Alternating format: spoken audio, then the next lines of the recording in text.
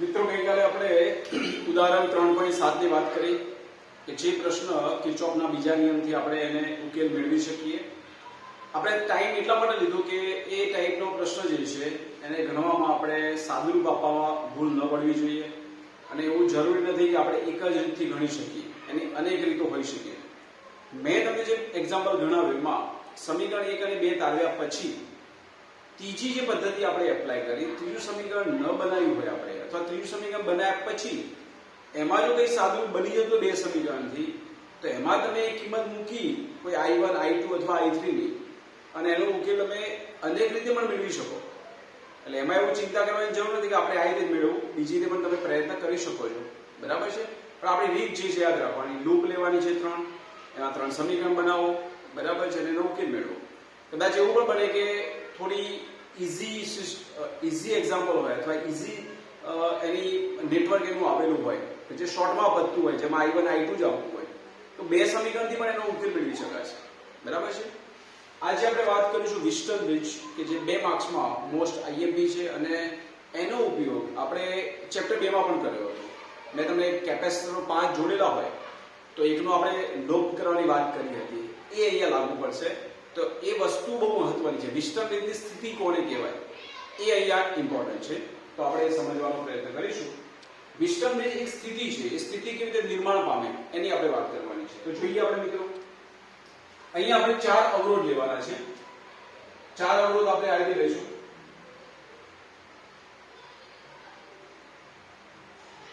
એક અવરોધ અહીંયા છે, નામ ઉપર નીચે થાય તો ચિંતા કરવાની જરૂર નથી.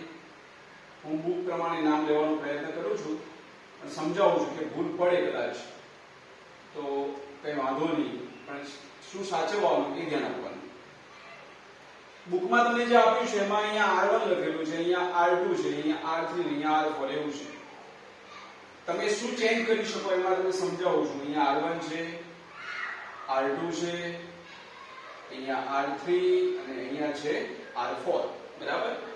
અહીંયા જે બેટરી તમને આપેલી છે નીચે, અહીંયા એક આપણે બેટરી લઈશું. બેટરીનું મૂલ્ય આપણે એપ્સિલોન લઈ શકીએ, એનો EMF છે, બરાબર. અહીંયા મિત્રો બેટરીમાંથી વહેતો પ્રવાહ, તો બેટરીમાંથી જે પ્રવાહ અંદર એન્ટર થાય એને આપણે બોલીશું I. ઓકે. અહીંયા વચ્ચે એક ગેલ્વેનોમીટરની વાત કરેલી છે. ગેલ્વેનોમીટર એટલા માટે કે ત્યાં પ્રવાહની હાજરી આપણે નોંધવાની છે, કે ત્યાં આપણે એક કન્ડિશન બનાવવાની છે. શું કન્ડિશન છે સમજાવું તમને.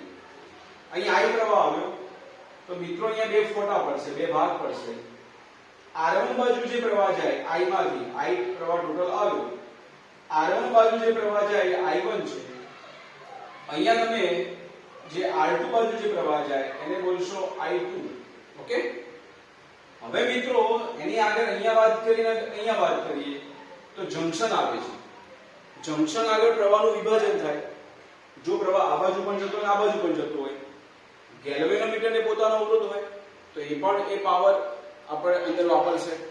પણ આપણે જે કન્ડિશન લાવવાની છે કે અહીંયા પ્રવાહ આપણે 0 કરવાના છે, પણ અત્યારે એ ચર્ચા નથી કરતો, બરાબર છે. અહીંયા I1 પ્રવાહ જે છે એ એક્ચ્યુઅલી અહીંયા જવાનો નથી, આપણે એવી સ્થિતિ બનાવવાની છે અને ક્યારે નહીં જાય. પણ બુકમાં આપ્યું છે પ્રમાણે પહેલા લઈ લો કે I1 માંથી અહીંયા બે ભાગ પડશે એમ વિચારીએ આપણે. હવે કયો પ્રવાહ કઈ બાજુ જાય એ પણ સમજી લઈએ. અહીંયા જે ભાગ પડશે એ ભાગમાં એવું આપ્યું છે કે અહીં જે પ્રવાહ આવે આ બાજુ, બરાબર, એને આપણે IG પ્રવાહ એવું બોલી શકીએ. જો અવરોધ તમને કઈ પ્રવાહ આ બાજુથી જશે કે આ બાજુથી જશે તો ધ્યાન આપવાનું. જે અવરોધ નાનો હોય ને એમાં પ્રવાહ પહેલા જાય. જો આ અવરોધ નાનો હોય તો પ્રવાહ પહેલા અહીં જાય પછી આમ જશે. જો આ અવરોધ નાનો હોય તો પ્રવાહ અહીંથી આમ વહન પામશે. તો બુકમાં તમે જોશો, બુકમાં તમને કઈ બાજુ આપેલું છે, તો બુકમાં તમને ઉપરથી આપેલું છે, ઉપર પ્રમાણે નિશાની લઈ લીધી. એ પછી સમજાવું છું કેવી રીતે આપણે સમજવાનું છે, બરાબર. એ પછી વાત કરીએ. અહીં જે પ્રવાહ જાય છે R3 માં, ત્યાં નામ આપ્યું છે I3 અને અહીંયા જે પ્રવાહ આવે એનું નામ છે I4 અને છેલ્લે પાછો બંનેનો ટોટલ સરવાળો આપણે I થઈ જવો જોઈએ. ઓકે. આ તમને શું કહેવા માંગે છે અને આનો ઉપયોગ શું છે પહેલા સમજાવી દઉં. આ 4 અવરોધની સ્થિતિ એવી બને કે જેના કારણે વચ્ચે પ્રવાહ પસાર ન થાય એટલે વચ્ચે એટલે ક્યાં? તો અહીંયા. અહીંયા પ્રવાહનું મૂલ્ય Ig નું મૂલ્ય કેટલું થાય? 0. એવી સ્થિતિ અહીંયા નિર્માણ કરવાની છે. Ig બરાબર 0 થાય એના માટે શું થાય? તો આપણે કિર્ચોફના બીજા નિયમ પર તેની સાબિતી મેળવી શકીએ છીએ. અને જ્યારે અહીંયા પ્રવાહ નહીં આવે એ વખતે શું કરી શકાય? તો ત્રણ અવરોધો તમને ખબર હોય તો ચોથો અવરોધ તમને જે અજ્ઞાત હોય, જે આપણને જ્ઞાત નથી, એનું મૂલ્ય આપણે શોધી શકીએ. તો વિશ્લેષણનો ઉપયોગ છે, ત્રણ અવરોધો તમને જ્ઞાત હોય તો ચોથો તમે શોધી શકો. પણ એના માટે કન્ડિશન છે કે વચ્ચે પ્રવાહ 0 કરવો જોઈએ. તમે પ્રેક્ટિકલ કરશો એટલે એકદમ સરળ ખબર પડશે તમને. બરાબર છે? તો અહીંયા પ્રવાહ 0 ક્યારે થાય અને એ વખતે શું થશે? તો અહીંથી પ્રવાહ જે આવે I2, તો બધો પ્રવાહ અહીંયા જશે. એટલે I4 ની જગ્યાએ તમે I2 લખી શકશો. સેમ અહીંયા પ્રવાહ નહીં જાય એટલે I1 બધો અહીં હશે. એટલે I1 ની જગ્યાએ I3 ની જગ્યાએ તમે I1 બોલી શકશો. એ પણ સ્થિતિ હું તમને સમજાવું છું. એટલે આપણે કરવાનું કામ એવું છે કે અહીંયા વચ્ચે પ્રવાહ આવવો જોઈએ નહીં, તો વિસ્તંભની સ્થિતિ થાય. અને એ વખતે અહીંયા કોઈ અવરોધ હોય તો એને આપણે અવગણવાનો. જેમ કેપેસિટરમાં સમજાવી દીધું કે 4 કેપેસિટર હોય અને પાંચમું વચ્ચે આવતું હોય, પણ કઈ ગુણોત્તરની વાત કરી હતી કે બે કેપેસિટરનું ગુણોત્તર એ સમાન થાય, હું સાબિત કરું છું. બરાબર છે? આ એની સ્થિતિ છે. અહીંયા Ig 0 આપણે કરવાના છે. બરાબર છે? તો જોઈએ અહીંયા શું થશે. નામ નિર્દેશ હું આપી દઉં. કઈ નામ નિર્દેશ આપણે આ રીતે આપી દઈએ. અહીંયા B, C, D અને અહીંયા આપણે F1 રાખશું તો બી ચાલશે. બરાબર છે? ચલો અહીંયા આપણે શું કરવાનું છે? તો અહીંયા જે પ્રવાહ આવે Ig, એ Ig નું મૂલ્ય આપણે 0 બનાવવાનું છે. તો બે લૂપ લઉં છું. એક લૂપ આ લઉં અને બીજી લૂપ આ લઈએ આપણે.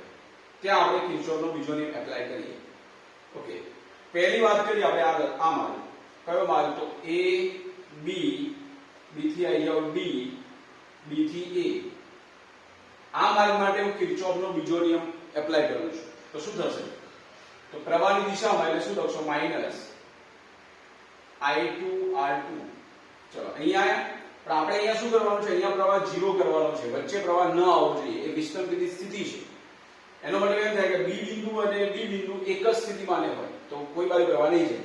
તો Ig 0 બોલીશું આપણે. એટલે Ig નું મૂલ્ય અહીંયા 0.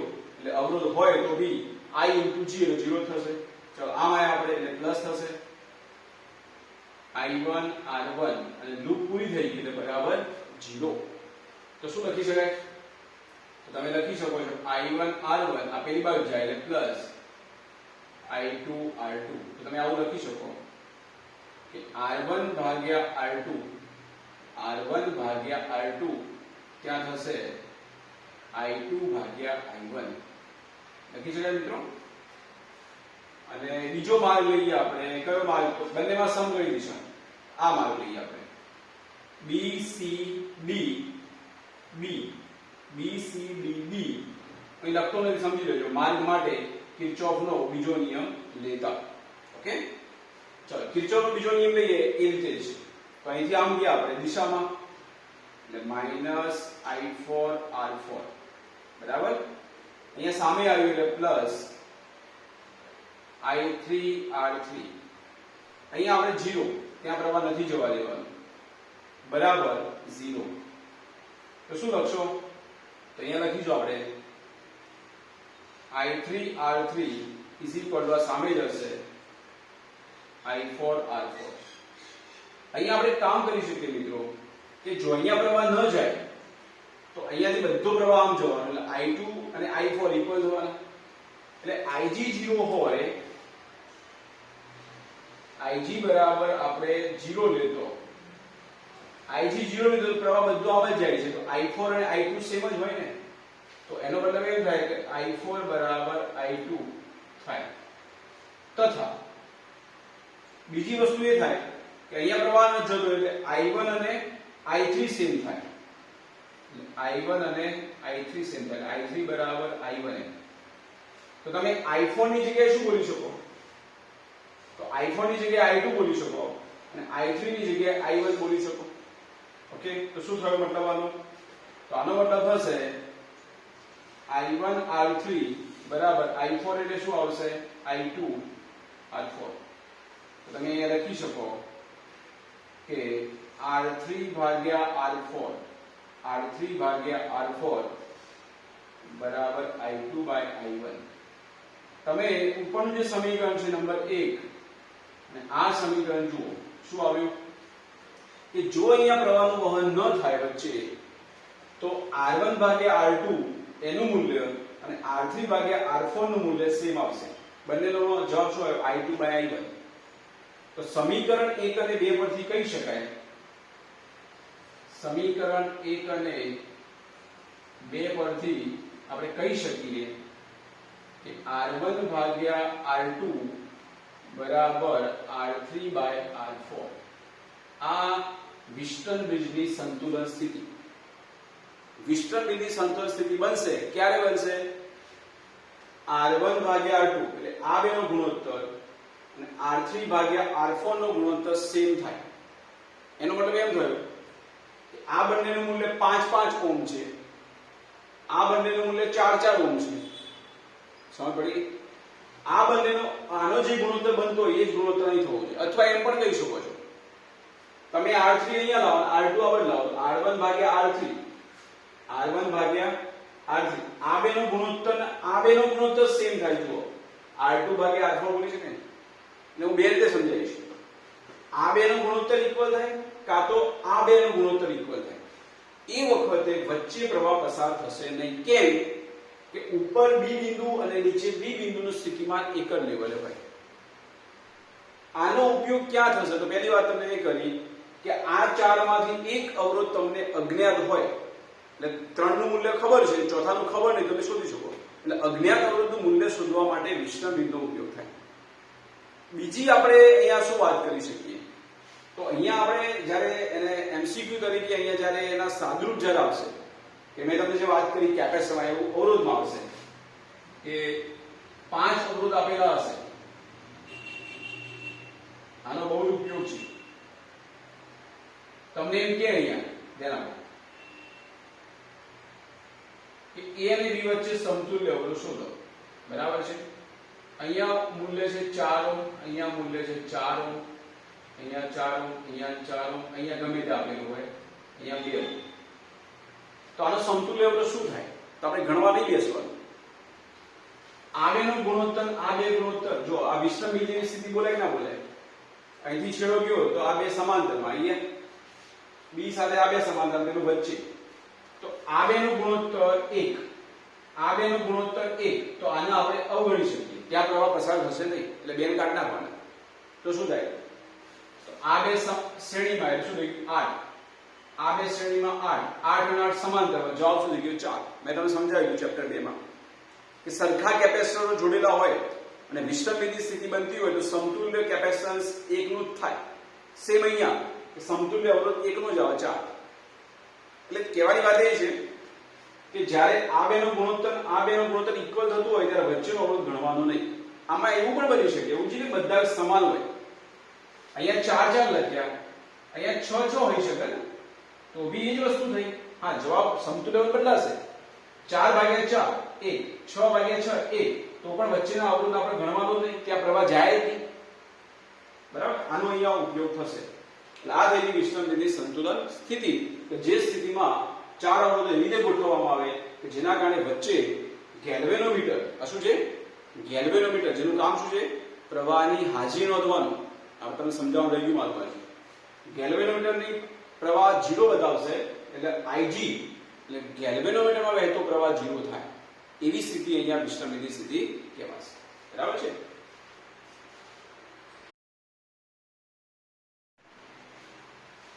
મિત્રો ઉદાહરણ 3.8 કે જે આપણે ઉદાહરણ 3.7 જે ગણ્યું એવું જ આપણે કામ કરવાનું છે.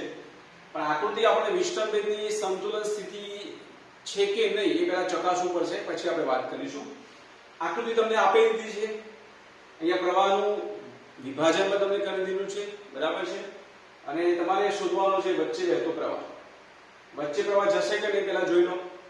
તો વિસ્ટન બ્રિજની સંતુલન સ્થિતિ બને છે કે નહીં બને તો જ પ્રવાહ આવતો હશે. આ બેનો ગુણોત્તર 10 ભાગ્યા 60 કે 60 ભાગ્યા 100 જે કરે સોરી 100 ભાગ્યા 60 60 ભાગ્યા 100 અને હવે 10 ભાગ્યા 5 કે 5 ભાગ્યા 10 બે જવાબ સેમ નહીં થાય.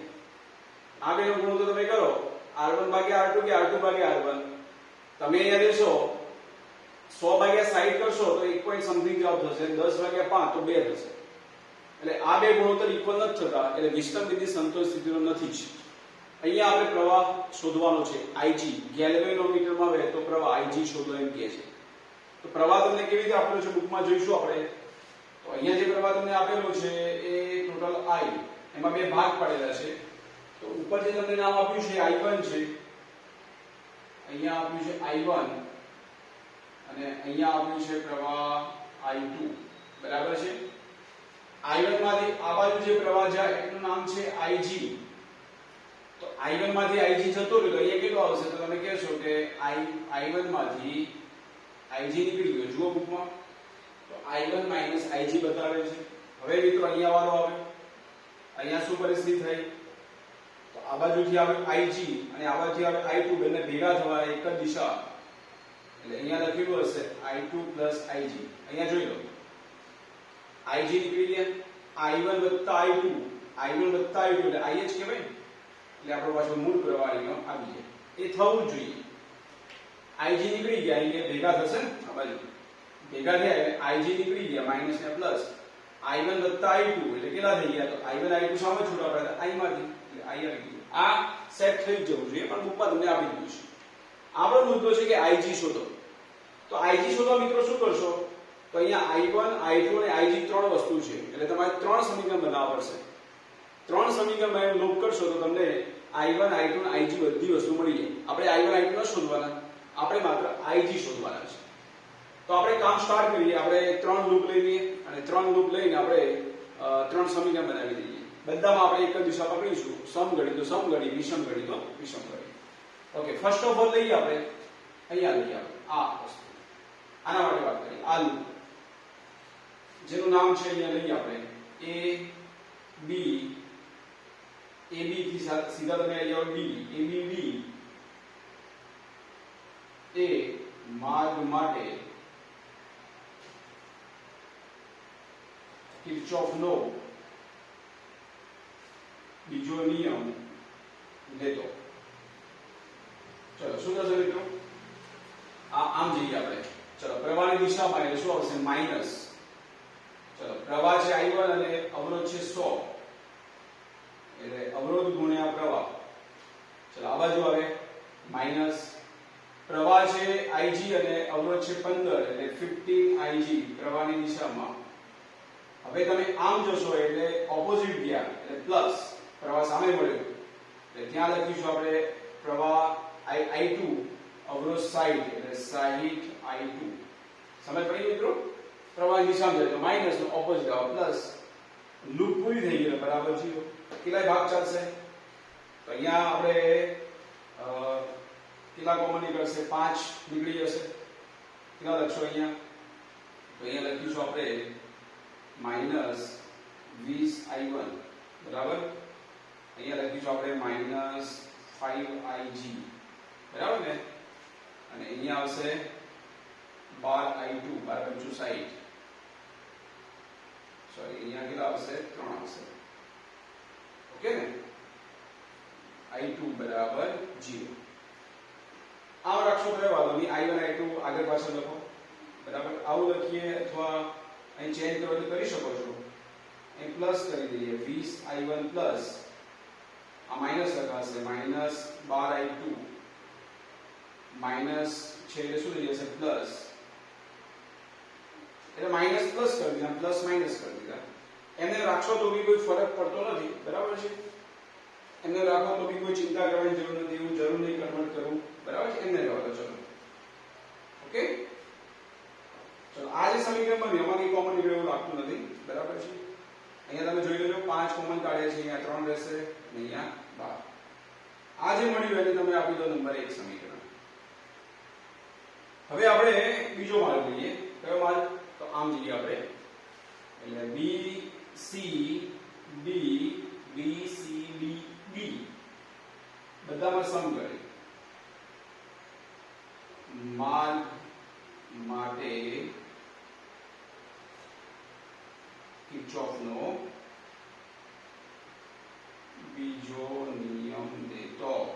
ઓકે, શું થશે, તો આમ જઈએ છીએ આપણે દિશામાં જઈએ છીએ એટલે આવશે માઈનસ માઈનસ અવરોધ છે 10 પ્રવાહ છે I1 માઈનસ Ig હવે આમ આવ્યા એટલે સામે આવીએ છીએ આપણે એટલે પ્લસ 5 અવરોધ છે પ્રવાહ છે I2 પ્લસ Ig સામે જાઓ છો એ પણ એટલે પ્લસ કેટલા તો અવરોધ છે 15 પ્રવાહ છે Ig અને પહોંચી ગયા આપણે મૂળ બિંદુ પર એટલે બરાબર 0 ચલો મિત્રો કેટલા થશે અહીંયા પહેલા I1 લખ્યા છે -10I1 બરાબર ને એટલે અહીંયા લખું -10I1 પછી કોનો વારો Ig નો વારો લઈ લઈએ આપણે અહીંયા +10Ig થશે અહીંયા 5Ig એટલે 15 15 ને 15 બીજા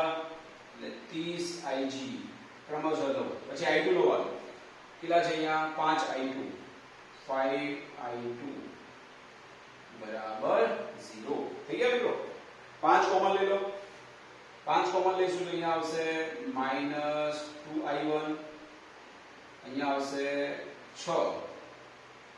6Ig પ્લસ I2 બરાબર 0 ઓકે મિત્રો આ જે છે એને આપણે એમ જ રવા દઈએ વાંધો નહીં આ જે આવશે એને તમે આપી દો નંબર 2 આ જે બન્યું એને આપી દઈએ નંબર 2 Ig છે ઓકે હવે આપણે ત્રીજી લૂપ લેવાની છે ત્રીજી લૂપ કઈ લેશો મિત્રો ત્રીજી લૂપ જે છે આપણે એ આ લઈશું હવે અહીંયા તમે લેશો ને આખું તો જવાબ 0 થઈ જશે ત્રીજી લૂપ આપણે આ લઈએ છીએ હવે આમ અહીંયા ના લેતા અહીંયા જવાબ 0 થઈ જશે એટલે ત્રીજી લૂપ લઉં છું એથી આમ પણ જવાય અને આમ પણ જવાય આ લૂપ લઉં છું એ આ રીતે પણ જઈ શકાય અને આમ પણ જઈ શકાય આમ જઈએ છીએ આપણે ABC આમ ભરી જાઓ એપ્સિલોન થઈ અને ફરી પાછા a પર આવી જાઓ માર્ગ માટે કિર્ચોફનો બીજો નિયમ લેજો રાઈટ ઓકે શું થશે અહીંયા જુઓ પ્રવાહની દિશામાં એટલે -60I2 રાઈટ ચલો પ્રવાહની દિશામાં એટલે માઈનસ અવરોધ છે 5 પ્રવાહ છે I2 પ્લસ Ig ચલો અહીંયા આયા બેટરીનો કયો છેડો પડ્યો માઈનસ એટલે શું આવશે પ્લસ 10 બુકમાં તમે જોશો તો પ્રવાહ એ રીતે જ આવેલો છે બરાબર અહીં પહોંચી ગયા એટલે બરાબર 0 ચલો હવે આ પહેલો અહીંયા I1 નથી મિત્રો જોઈ લો I2 અને Ig છે તો શું કરીએ આપણે જુઓ કેટલા I2 થયા -60I2 અને -5I2 એટલે ટોટલ થયા -65I2 બરાબર અને -5Ig બરાબર 10 પેલી વાર લઈ આવો તો -10 થશે બધું માઈનસ એટલે પ્લસ કરી દો અને 5 કોમન લઈ લો ઓકે 5 કોમન લેશો એટલે અહીંયા 13 થશે 13I2 આ પણ પ્લસ કરી દો Ig બરાબર ત્યાં 5 કોમન લઈ લીધા કેટલા રહેશે 2 હવે મિત્રો આપણે Ig શોધવાના છે બરાબર છે તો આમાં આપણે કંઈક ઉકેલ મેળવીએ I2 અને Ig વચ્ચેનો તો I2 નો આપણે લોપ કરી શકીએ આ બે આપણે લોપ કરવો પડશે કે તો આપણે આવું કરીએ આની અંદર એવું કરી રાખીએ કે I2 નું કંઈક સાદું આપી રાખીએ I2 શું થશે તો અહીંયા આવું લખી શકીએ આપણે એક વેલ્યુ આપણને જો મળી જાય અહીંયા તો આપણે બીજાનું સાદું આપી શકીએ બરાબર છે ચલો અહીંયા 13I2 Ig બરાબર કેટલા છે 2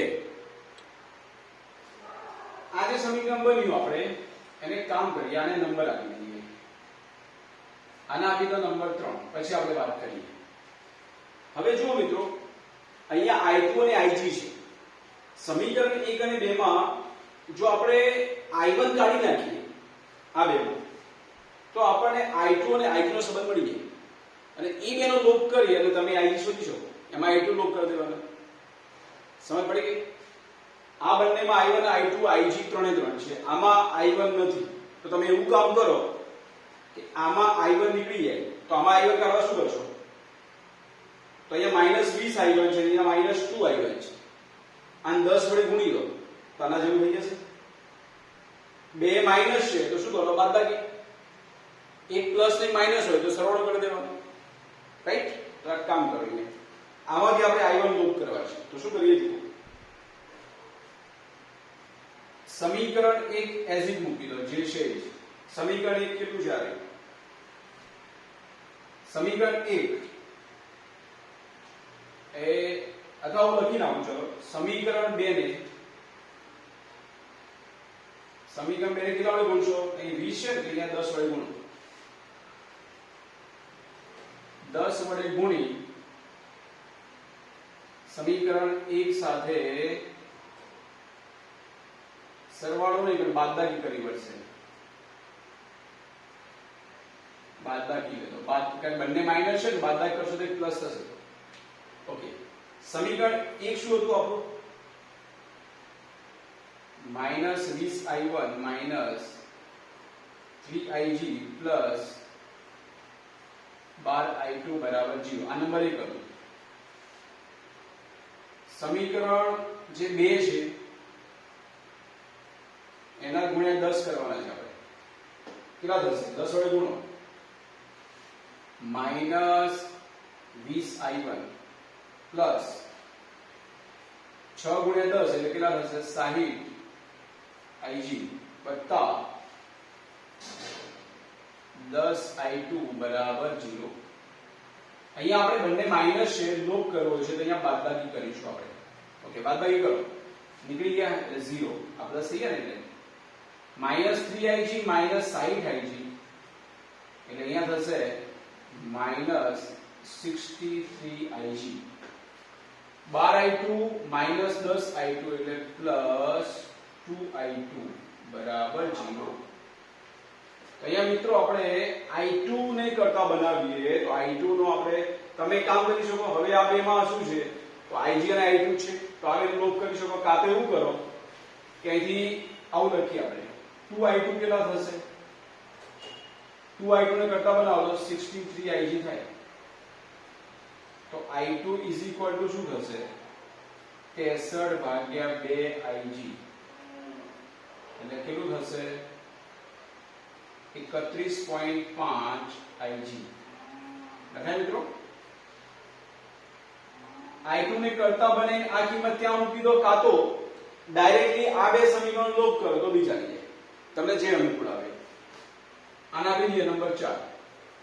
આ કિંમત અહીંયા મૂકી દો તો I2 ની કિંમત મળી ગઈ એટલે તમને IG મળી જશે. આ એકદમ સરળ થઈ જશે. તો અહીં લખીએ આપણે સમીકરણ 3 માં I2 બરાબર કેટલા મૂકવાના? 31.5IG લેતો. ઓકે, શું થશે? તો 13I2 વત્તા 13 અને I2 ની જગ્યાએ શું મૂકશો? તો 31.5IG બરાબર પ્લસ IG બરાબર આવશે 2. હવે અહીંયા આપણે 31.5 ગુણ્યા આપણે 13 કરીશું તો આપણો જવાબ થશે અહીંયા ટોટલ ઉમેરીને 410.5 થાય. આ બધું ભેગું થઈને 410.5 IG થશે. આ 409.5 આવશે અને વત્તા 1 IG બરાબર 2. તો IG બરાબર થશે 2/410.5. તો એ તમને આન્સર મિત્રો મળશે 0.00487. આ IG એ પ્રવાહ છે એટલે આ શું કહેવાય? એમ્પિયર. એટલે આવું લખી શકાય. 4.87 કર્યા તો 10 ની -3 થશે. લખાય ને? 10⁻³ ને બોલાય મિલી એમ્પિયર. આ આપણો ફાઇનલ આન્સર થશે. જો મિત્રો 4.87 મિલી એમ્પિયર. શું યાદ રાખશો મિત્રો? ગોખવા જશો આને? ના, ગોખાય તો નહીં આને. શું કર્યું આપણે? એક લૂપ તમે આ લીધી, બીજી લૂપ તમે આ લેશો અને ત્રીજી લૂપ તમે આ લેશો. 3 લૂપ પરથી 3 સમીકરણ બનાવી દીધા. એ આવડવું જોઈએ. ત્રીજા સમીકરણમાં ફાયદો આપણને એ થયો કે I2 અને Ig આવે. જો તમે આ લીધું હોત તેમાં I1 અને Ig આવતા, એમ પણ ગણી શકાય. તો આપણે અહીંયા I2 અને Ig આવ્યા તો આપણે એક કામ એવું કરીએ ને કે આ બેનો લોપ કરી અને I1 રિમૂવ કરીએ. તો આ બેનો લોપ કરવા માટે શું કરવું? આ 10 વડે ગુણવું પડે અને 20 કરવા વાળું. પણ બંને માઈનસ હતા એટલે બાદબાકી કરવી પડશે. તો આપણને I2 મળી ગયું. તમે કદાચ એવું કર્યું હોત કે સોરી આ માલ તમે લીધો હોત આખો, તો ત્યાં I1 અને Ig આવતા. તો તમે આ બે સમીકરણમાં શું કરતા? I2 ને લોપ કરવા પ્રયત્ન કરતા. તો I2 ને લોપ કરવા શું કરતા? અહીંયા 12 I2 છે ને કેટલા છે? 1. તો આને 12 વડે ગુણતા અને આ બેનો લોપ કરતા. તો બી જવાબ મળતો. કશું ખોટું નથી એમાં. મગજમાં રીત ઘુસાડ્યો કે અહીંયા I2 અને Ig આવ્યા તો આ બેનો લોપ કરી અને I1 કાઢી નાખવાના. પછી જે સમીકરણ બન્યું એ સમીકરણ આનો લોપ કરો, કાં તો ત્યાંથી તમે I2 ની કિંમત અહીં મૂકી દો તો Ig તમને મળી જશે. બરાબર છે? બહુ સરળ છે મિત્રો. 4 માર્ક્સમાં IMP છે. 2 વખત જાતે ઘેર પ્રેક્ટિસ કરવાની તો જ તમને આવડશે. પ્લસ માઇનસ ભૂલ ચાલશે નહીં આમાં. ઓકે.